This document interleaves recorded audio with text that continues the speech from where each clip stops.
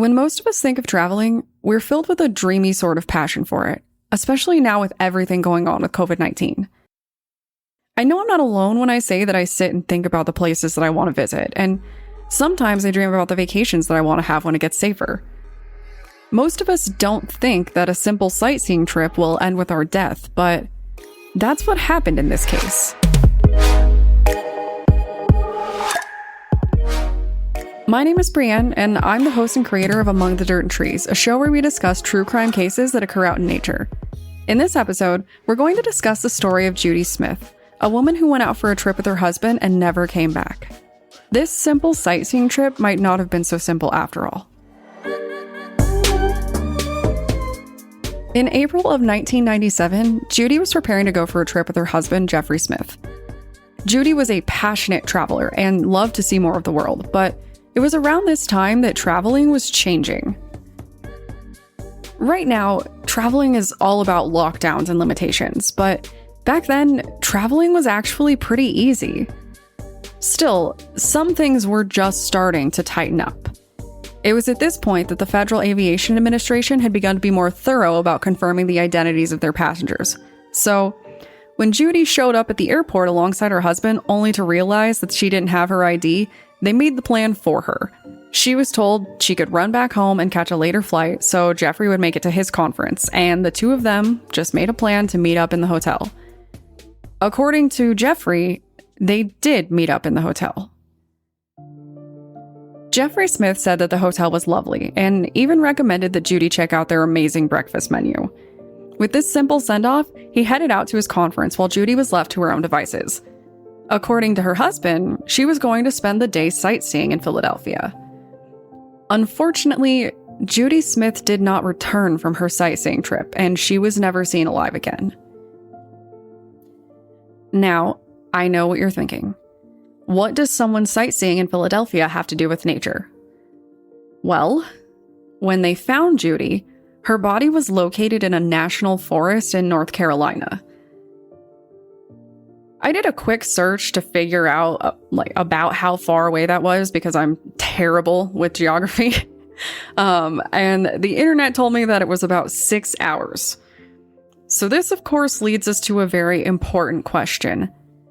How did Judy get there?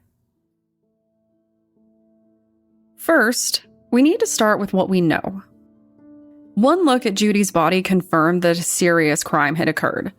Though the remains were broken down and scattered, the police were able to determine that she was likely stabbed to death because of the damage to her clothes. But at the time, police actually didn't know who she was. The idea to confirm that it was her came from someone who knew about her case specifically, so they requested dental records. The records were provided by her husband, and they were able to confirm that it was Judy. Except for nobody could figure out how she got so far from where she was last seen. As is common in cases where a spouse goes missing, there was a lot of focus on her husband. It's kind of the go-to true crime trope, right? And it is that way for a reason. A lot of the time, it is a spouse that is involved in this kind of stuff. And police thought that Jeffrey's entire story sounded pretty suspicious. Why would a person who apparently loved to travel forget her ID? And why wouldn't they just go together? Why wouldn't he wait for her?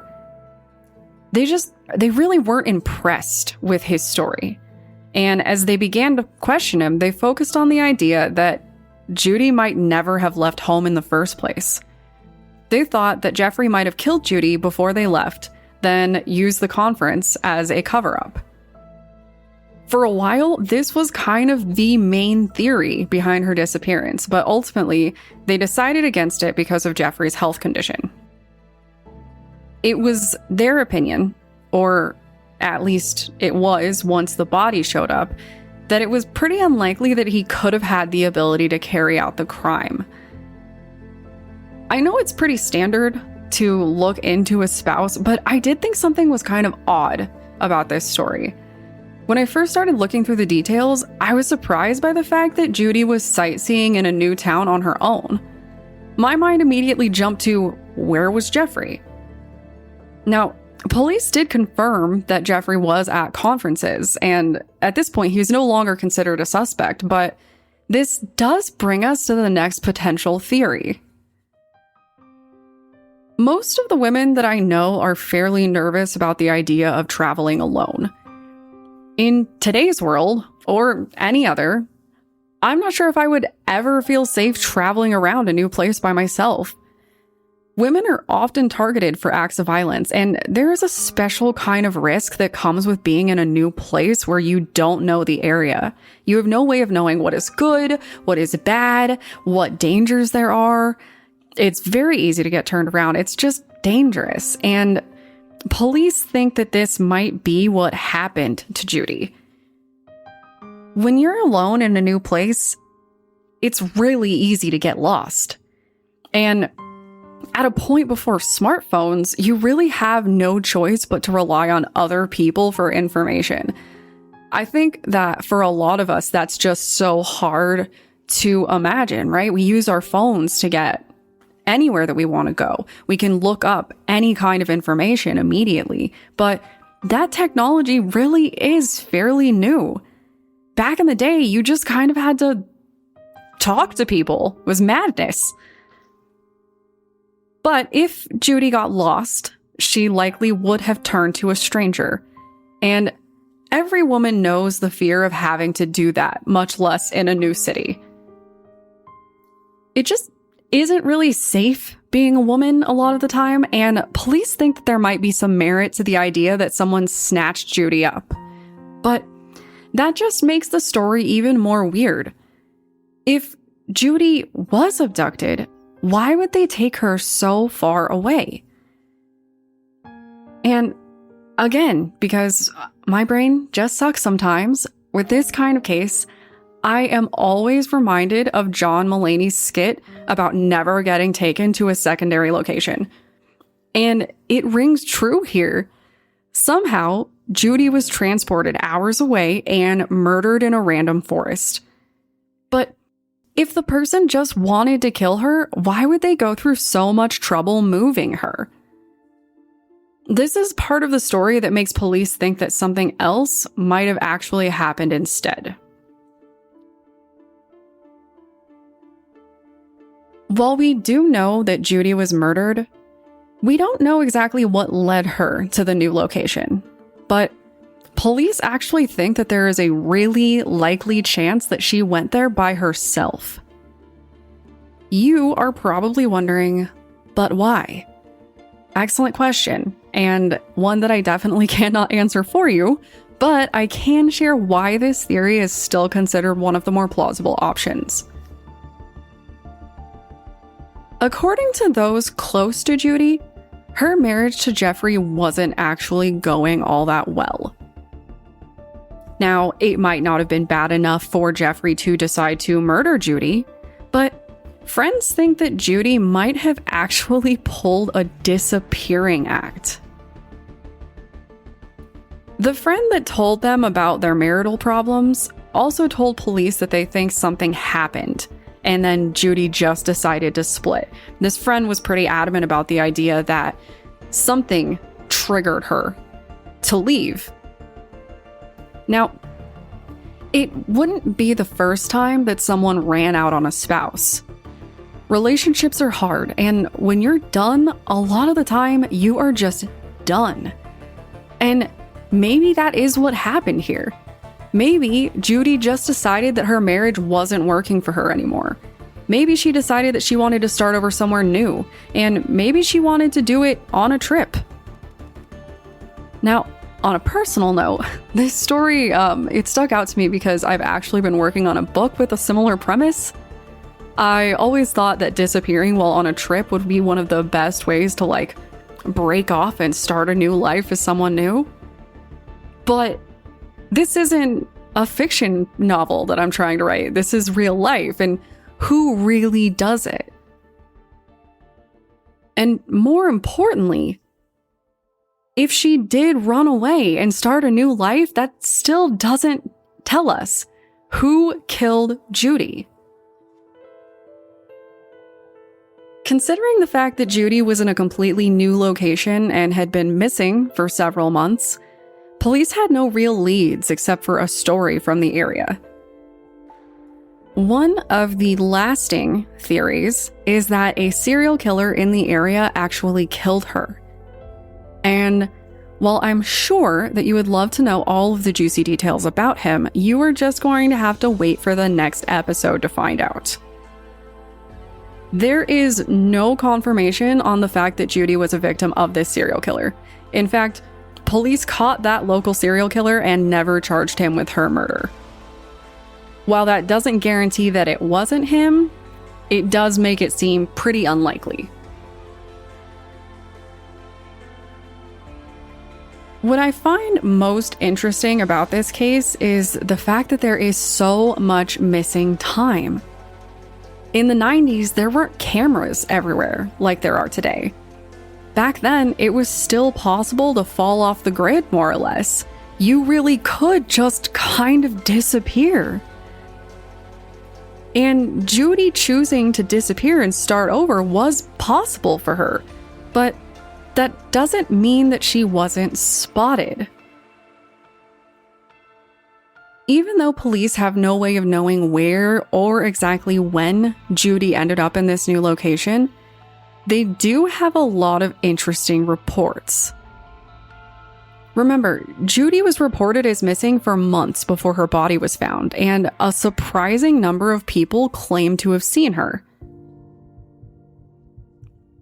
For me, this is where the case feels more like a story than anything. A woman disappears in a new city and is never truly seen again, but there is a long list of people who claim to have seen this phantom of a woman, and this is why police believe that Judy actually went to the area by choice. One of the potential witnesses claims to not only have seen Judy, but to also have spoken with her. She said that Judy told her she was just doing some traveling while her husband was at a conference, which is actually pretty wild if it is true. Imagine saying that casually after you just vanished and let your entire family mourn your loss. This woman wasn't the only one who claimed to have seen Judy either. Other people came forward with sightings too, and every single one of them kind of said that she seemed normal and like there wasn't anything wrong. One person even described her as pleasant. But there was one strange encounter. One of the people who claimed to have seen Judy was a local sandwich shop owner. They were back in Philadelphia, and they said that Judy came in and purchased an assortment of sandwiches and a toy truck, then left. The toy truck is something that is going to stick with me about this case. While I'm sure that it was just a random purchase, if she even made the purchase at all and they were not talking about somebody else, I almost wonder if there wasn't some kind of hidden clue in this. And this might be the fact that I just rewatched Gone Girl, but I just have to question, why the truck? When most of us buy a toy truck, it's for a child, right? But Judy would have been alone, and more importantly, she did not have a young child. I couldn't confirm anything about grandkids, but from what I know, there probably wasn't a young child. And also, she was running away. You know, it just doesn't really line up. Her kids were adults, so who was the toy truck for? I can probably speculate about this case for ages, and I think that it has a level of mystery that we just don't see in modern true crime cases a lot of the time. In today's world, there would have been footage. Someone, somewhere, would have caught Judy on camera. But as far as we can tell, Judy disappeared and started a new life, and there is no proof of it. She went somewhere new, started doing her own thing, and we have no confirmation on what actually happened. It's amazing to me to think of a time where this was possible, like particularly in a crowded city, right? We will likely never know what actually happened to Judy out there. There are a lot of theories, but at the end of the day, we don't know anything about Judy's new life. We don't even know if she had one. We don't know if she had friends. We don't know if she had a secret family that she was buying a toy truck for. And more importantly, we don't know who killed her. As far as police can tell, Judy ran off and was just enjoying a nice hike out in the woods when she met her end. They confirmed that she was wearing clothes that she was not last seen in, and the clothes were appropriate for hiking. It seems very likely that she moved to a new area and went out to go enjoy some nature, which my show would have warned her against, but went out there and ultimately ended up getting murdered while she was out in nature. It's crazy that these unrelated things can happen, that she could be the one who caused her own disappearance, but then would still end up being the victim of a crime. It's just a really crazy story, in my opinion. But in this story, only nature and the killer know what really happened, and I feel like it really fits my show's concept for that reason. But hey, I would also love to hear your theories on this bizarre case too. And if you want access to more true crime, or you just want to shoot me your favorite theory about Judy's secret life, you can find me on Twitter and Instagram with the tag @datpod. Or to join a growing true crime community and gain access to upcoming insider extras, feel free to head over to my Patreon at patreon.com/like and inscribe. Thanks, everyone.